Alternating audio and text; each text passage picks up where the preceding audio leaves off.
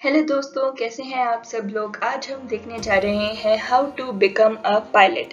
और इस वीडियो में हम देखेंगे कि हम लोगों को पायलट बनने के लिए 12th के बाद क्या क्या करनी चाहिए, फीस क्या क्या लगती हैं, ट्रेनिंग कोर्सेज क्या क्या होंगी और क्या क्या ज़रूरत है, एलिजिबिलिटी क्राइटेरिया क्या क्या होंगी।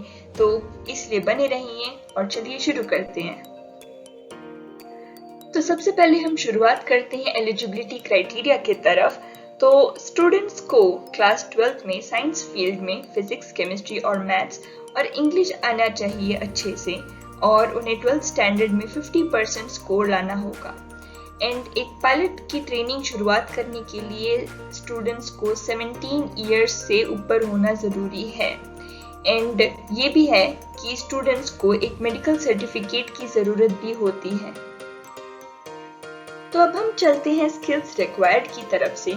तो दोस्तों, एक स्टूडेंट को बहुत ही अच्छी टेक्निकल नॉलेज होनी चाहिए, और अगर उनको पायलट बनना है तो उनको ये सारी चीज़ें अच्छे से उनको बतानी चाहिए, है ना। एक स्टूडेंट को क्रिटिकल थिंकिंग और एक डिसीजन मेकिंग की स्किल्स होनी चाहिए। उन्हें एक सिचुएशन में और एनवायरनमेंट में क्या चल रहा है उसके ऊपर उनको अवेयरनेस बहुत ही अच्छी होनी चाहिए। एक स्टूडेंट को बहुत ही अच्छी कम्युनिकेशन स्किल्स होना चाहिए।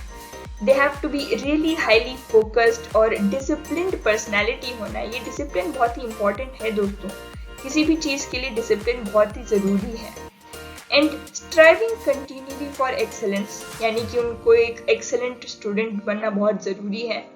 High level flexibility, and they have to be mentally stable, and physical fitness बहुत ही अच्छा होना चाहिए। They have to be a good sense of team work, यानी कि एक बहुत ही अच्छी टीम वर्क, एक लीडर की तरह उन्हें काम करना चाहिए। इनहेरेंट और learn leadership quality.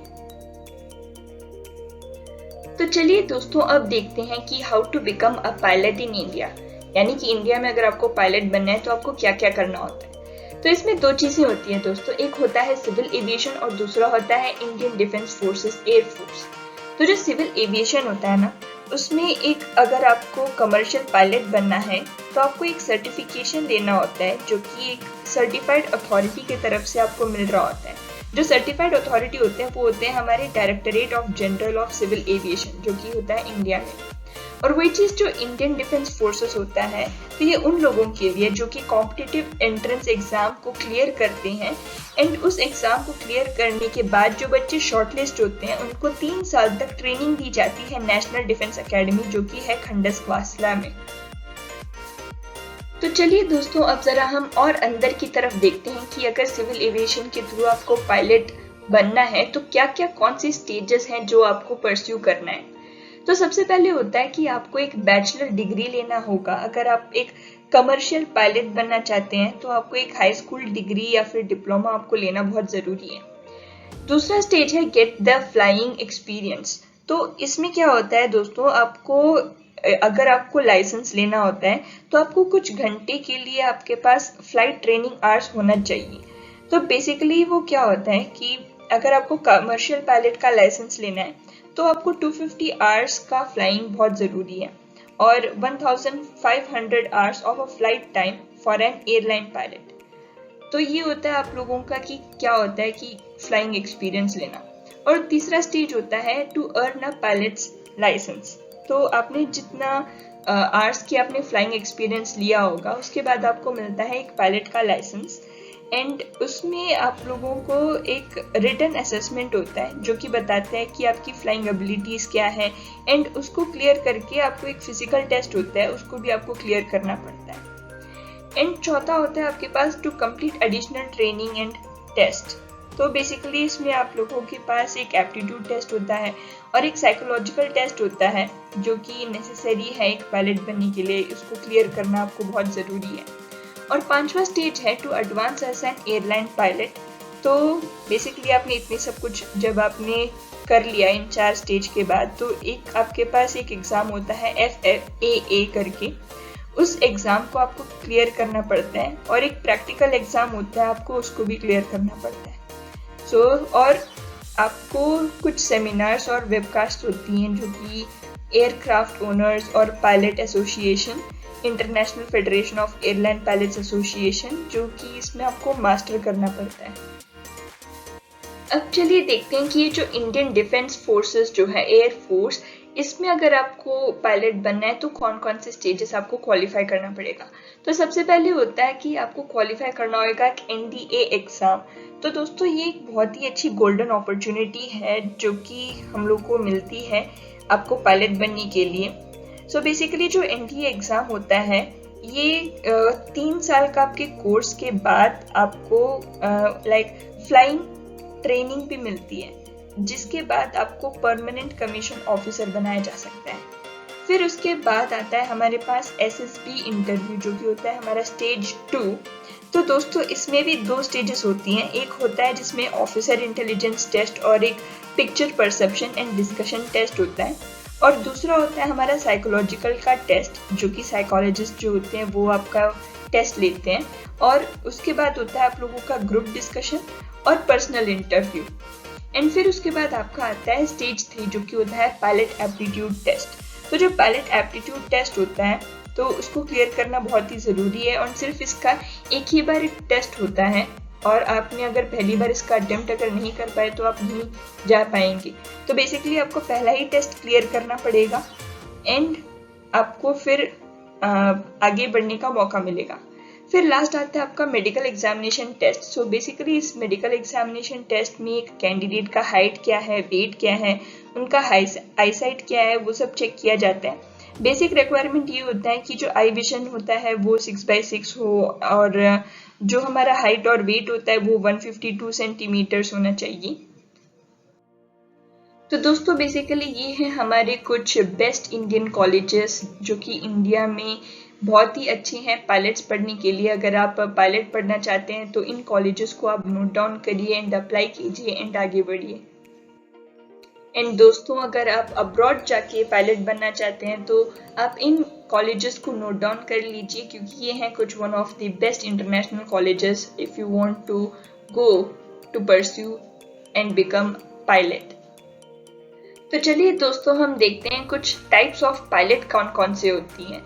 So basically जो सबसे पहला होता है वो होता है एयरलाइन पायलट, और मोस्टली सभी लोग इसी को प्रेफर करते हैं। क्यों? क्योंकि जो एयरलाइन पायलट होते हैं वो एक्चुअली लोगों को, जो हमारे जिस प्लेन में हम जाते हैं ना, उन सारे पायलट को हम बोलते हैं एयरलाइन पायलट। सो बेसिकली वो होते हैं हमारे एयरलाइन पायलट जो कि कैरी करते हैं पैसेंजर्स को एंड हमारे कार्गो को।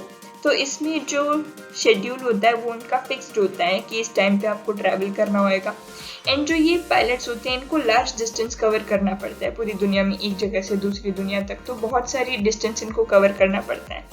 तो आगे आता है हमारे पास कॉर्पोरेट पायलट। सो जो कॉर्पोरेट पायलट होते हैं वो बेसिकली इन्वॉल्व रहते हैं छोटे कॉर्पोरेट टर्बोप्रॉप्स और जेट्स में, जो होते हैं बेसिकली जो प्राइवेट एंटरप्राइज होती हैं और जो इंडिविजुअल्स जो असिस्ट करना चाहते हैं, तो वो सारे होते हैं हमारे कॉर्पोरेट पायलट्स। बाकी आता है हमारे पास फ्राइटर पायलट। तो जो फ्राइटर पायलट होते हैं उनको हम मिलिट्री पायलट भी बोलते हैं। तो ये लोग जो होते हैं वो लोग ट्रेंड होते हैं फॉर एयरफोर्स या फिर आर्मी के लिए, ये लोग ट्रेंड होते हैं। और जो फ्राइटर पायलट होती हैं ये लोग जो एरियल कॉम्बैट होता है ना, तो ये लोग उसमें भी बहुत ज़्यादा इन्वॉल्व रहते हैं। आगे चलते हैं हम लोग रीजनल और कमर्शियल पायलट की तरफ। तो जो ये रीजनल और कमर्शियल पायलट होती हैं बेसिकली ये लोग इन्वॉल्व रहते हैं किसी रीजनल एयरलाइन में, और लोगों को कैरी करने के लिए ये लोग यूज़ करते हैं, लेकिन ये लोग शॉर्टर डिस्टेंसेस के लिए होते हैं। तो जो बेसिकली जो छोटे यंगस्टर्स होती हैं तो उन लोगों को अगर पायलट बनना है तो वो ये चीज़ चूज़ कर सकते हैं, ये वाला टाइप ऑफ पायलट चूज़ कर सकते हैं। क्यों? क्योंकि ये घर के पास रहते हैं एंड ओवरनाइट ट्रिप्स बहुत ही रेयर होती हैं इसमें। लास्ट आता है हमारे पास चार्टर पायलट। सो जो चार्टर पायलट होते हैं वो होते हैं किसी स्पेसिफिक डेस्टिनेशन की तरफ जाने के लिए यूज़ किया जाता है। बेसिकली इनको हम लोग एयर टैक्सी भी बोलते हैं, जो एक जगह से दूसरी जगह तक जाते हैं। तो दोस्तों अब हम अगर जाएं मेजर रिक्रूटर्स की तरफ, तो हमारे पास बिल्कुल एक राइट एजुकेशन हो गया, हमारे पास लाइसेंस आ गई, हमारे पास सारे रिक्वायर्ड सर्टिफिकेशंस हो गए। तो कुछ कंपनीज हैं जो एक्चुअल में रिक्रूट करती हैं पायलट्स को। तो उनमें से हैं air India, Indigo, air Asia, spice jet, air India charters limited, Indian jet Airways, air Costa. तो और भी बहुत सारी हैं। तो बेसिकली ये सारी हैं जो मेजर रिक्रूटर्स हैं। तो अब अगर हम बात करें सैलरी ऑफ पायलट की, तो मोस्टली जो ये कमर्शियल पायलट्स होती हैं उनको ज़्यादा प्रेफरेंस दी जाती है। एंड इनको 250 आवर्स ऑफ फ्लाइंग जब ये लोग कंप्लीट कर देते हैं तो इनको एक एंटाइटल्ड दे दिया जाता है as a commercial pilot. And ये लोग अर्न करते हैं 1.5 से लेके 2 लाख के बीच तक ये इन लोगों की अर्निंग्स होती है। एंड अगर हम बात करें इंडियन एयरफोर्स की तरफ, तो इन लोगों का जो ईयरली पैकेज होता है वो होता है हमारे पास 5 से लेके 8 लाख के बीच में। थैंक यू वेरी मच दोस्तों, इस वीडियो के लिए बस इतना ही। एंड अगर आप पायलट को परस्यू करना चाहते हैं या फिर आपकी किसी दोस्त या बहन भाई इसको एक्सप्लोर करना चाहते हैं तो प्लीज़ इस वीडियो को सजेस्ट करें एंड बाकी लोगों को भी शेयर करें। सो अब तक के लिए तो बस इतना ही, बाकी हम नेक्स्ट वीडियो में मिलते हैं। Thank you, bye bye, take care.